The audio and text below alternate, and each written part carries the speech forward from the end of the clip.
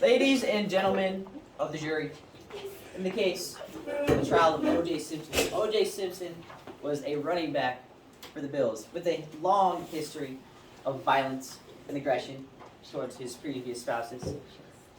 He is accused of murdering his ex-wife and her friend, and I am here to prove beyond a doubt that he is the perpetrator. No. One second, hold on. Can I get up to speak? Thank you, my brother. Alright. Good afternoon. My name is Christian Batchelor. I'm on the Fitz team for O.J. Simpson, and this is my opening statement. And my opening statement is not to be an opening argument or to persuade anybody's minds on what has occurred or what we're here testifying for. O.J. Simpson, of course, is being testified for the murders of Ron Goldman Jr. and Nicole Brown. And with that being said, I mean, yes, this is a very big case. It's the biggest case probably going on in the world right now. You never know. And honestly, I'm here to present that O.J. is innocent with not just physical evidence, but with police racial injustice and bias, incompetent evidence or incompetent handling of evidence, and accusations of evidence or false evidence used within this case.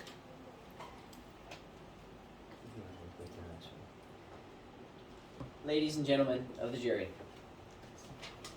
when someone is murdered and they are divorcee, who do you think is the most likely to have committed murder? Who is the first suspect? No. Yes, the ex-spouse.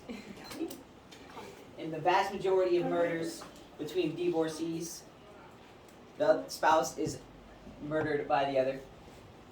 In this case, O.J. Simpson has murdered his wife and her friend because he suspected that they were getting into it, and he was jealous. Right here is my first thing of evidence.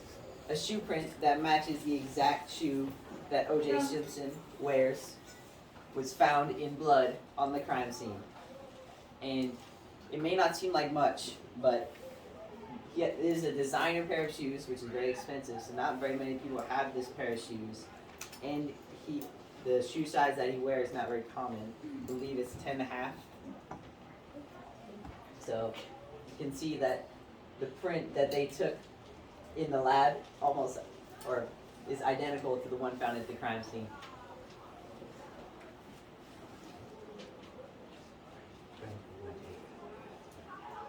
My second piece of evidence is this glove. Now this is only one of the gloves of the set that was found. One of the gloves was found on the crime scene, covered in blood of the victim, and the other glove was found in the yard of O.J. Simpson. And this obviously shows that if one glove is at the crime scene and the other is at the house of the accused, they probably did it.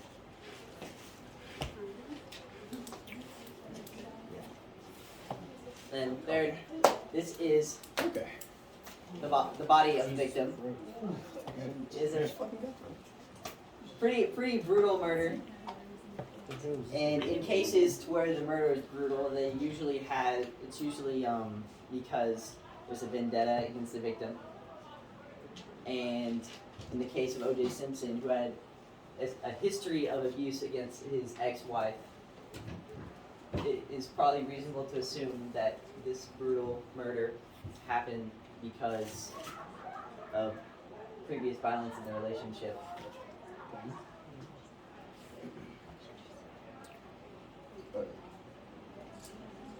And the prosecution rests.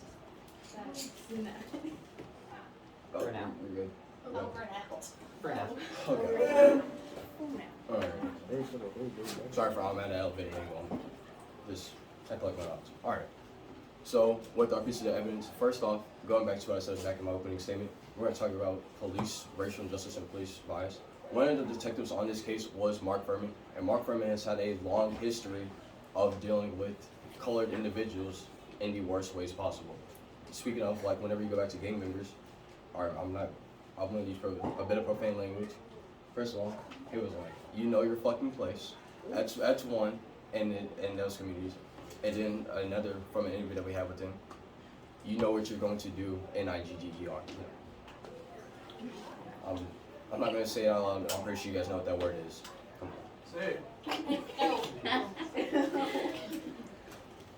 Alright, so with this being said, and why I'm bringing this up, is we worked with the defense team, and also Mark Furman's team worked at the case with collecting evidence.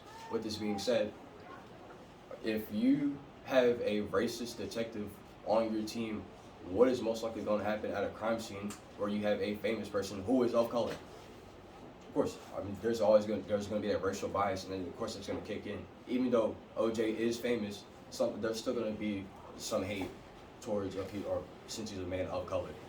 And we got that. Since this team is collecting evidence, it was tampered with, or it was incompetence with collecting the evidence. Like first, you have the glove.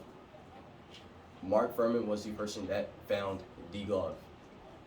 Of course, it might not have been planted, but the bloodstains. Or let me go back. Let me recheck a little bit. OJ had a gun in his hand. With the glove, with the amount of blood that was on the glove, OJ couldn't have done it. Or with the body, same with the bodies. OJ had a small cut on his hand that was believed to be from the night before, or the night before the murders took place. And then the next day, he would recut his hand on a piece of glass that he was working with. That's the first piece. Second piece going in, there was a bloody pair of socks found at OJ's residence. The only thing with the socks had consisted like the blood that were on the socks, or that was found on the socks, had consistency of pouring instead of like blood splatter. And on the socks was also an anticoagulant found, anticoagulant called EDTA, and EDTA is not found in the human body. It's not produced by the human body. It's usually only found in test tubes. Yeah. But, you want to do that? When? So we also have a testimony from his daughter. Would you do it? Just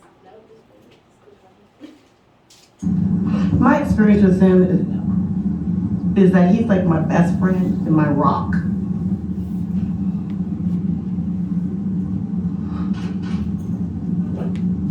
And as a family, we recognize that he is not the perfect man, but he's clearly a man and a father who has done his best to behave in a way that speaks to his overall nature and character, which is always to be positive no matter what.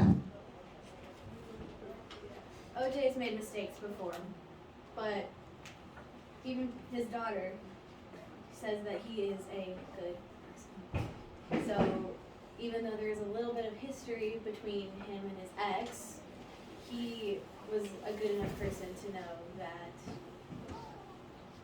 it's wrong to behave on mannerisms such as murder.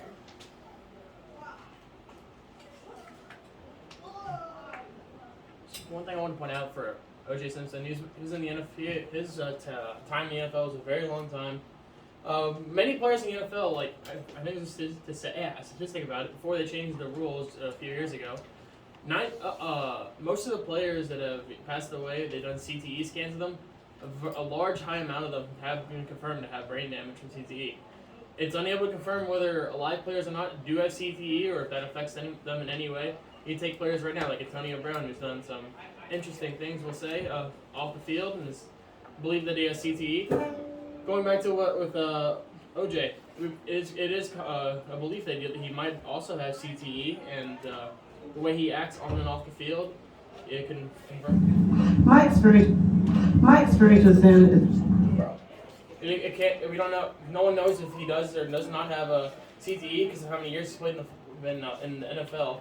However, with his long time in the NFL, it is there is a very high belief that he does have it, and this could be one of the reasons why he may have snapped when his ex-wife got a divorce with him and was seen hanging out with some other people. And so far, I think that's anything else to say? Defense? Anyone close? No rebuttal? I'll say it. Defense rebuttal? Oh, Oh. I didn't know if you were allowed to do that. Yeah, you can rebuttal. Okay. So while he could have had a form of brain damage from football. But football's a very aggressive sport, and we all know this at this point.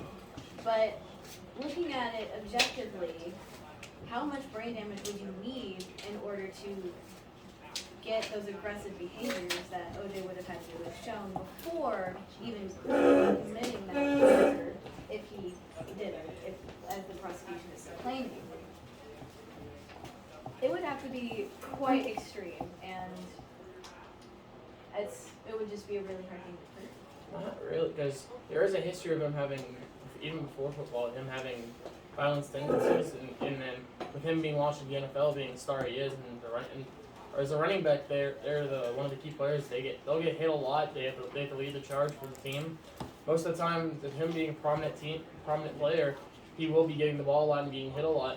Being in the NFL for so long and that many years, while also having violent tendencies as a younger kid, it can grow and grow. They might not need as much brain damage enough. Like, because with CTE, I think there's 3 levels of it. People in the 3rd level, they're like it's like Aaron Hernandez he was found shot and killed someone and killed himself in a cell. He was found only be at a level 2 CTE. He was growing up. He was not that very violent. Now, if you put someone like O.J. Simpson in his shoes with violent tendencies, he could be maybe only at CTE level 1 and still be even more violent than anything else. But even now, he's still described to be a good person by the rest of his family. I mean, he could have, with the amount of brain damage, he could have gotten CTE. He could have multiple switches. Like there's something he sees, like say he sees his ex-wife, it triggers switch saying trigger high jealousy. You could see his he could see his daughter and have a switch in there from so much brain damage where you'd only see his daughter and think that he has to act like an upright man in front of him. Many people with CTE, they struggle with things day to day. Most people with CTE, they suffer from split personalities, and they also suffer from severe damage where it's very hard for them to comprehend situations.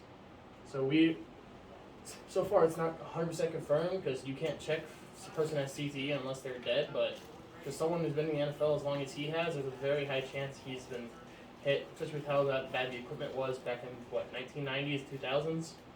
There's a very high chance he has CTE. But this is all suspect, so we never know for certain. It's not 100% yes, but however, we do slightly believe yes, he does. I have something to add on Mr. Christian's allegations that this could have been racially motivated. The thing is, I mean, it could have been a factor in the case, but there's also no evidence that it was a factor in the case. You could say in any case ever that there was some sort of racist motives or anything that could have been planted at any point in time, but there was no evidence in tampering in this case. But he has a history of racist tendencies. There's police reports of him doing so.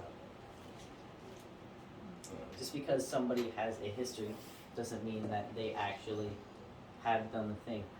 Same can be said about OJ. Exactly. So you're saying that he's been violent. So if he's been violent for the past few years of his tendencies, you're saying one time there's a lot of evidence pointing towards him. The one time he didn't do it, because with the officer from besides the racial tendencies, I've heard he's grown up in the neighborhood, and his kids look up to him as well. The same way OJ's kids look up to him. Alright. Are we ready for closing statement? Sure. You good? Closing statement. I have a couple. I mean, if you have more things to say, rebuttal, you can. Well, I was gonna rebuttal. I'm not saying that it was like a one-time thing, but there's a difference between some violent tendencies and full-on murder. Like that's a huge jump for quite a lot of people. Anything else, Christian?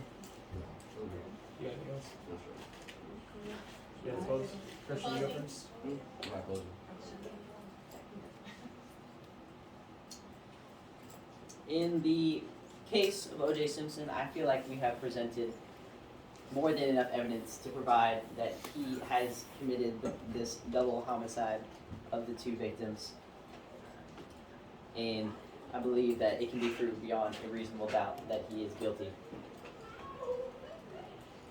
Ladies and gentlemen of the jury, at the end of the day, there's so much uncertain factors in this case that we cannot say for certain beyond a reasonable doubt that OJ in fact did it, and deep down, OJ is still a good person. Okay, then we can stop. Yep. You want to source this?